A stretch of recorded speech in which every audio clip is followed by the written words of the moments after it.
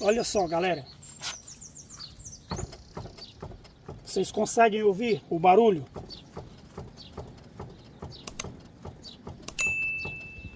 É o coxim que está danificado. O amortecedor está ok, não tem nenhum vazamento, está tudo ok com o amortecedor. Porém, olha só, às vezes você passa num buraco e depara com esse barulho. Então é só fazer a troca do coxim e isso ficará resolvido. Eu vou mostrar aqui em outro ângulo para vocês verem. Aqui em cima. Aqui para vocês verem melhor, tá ok?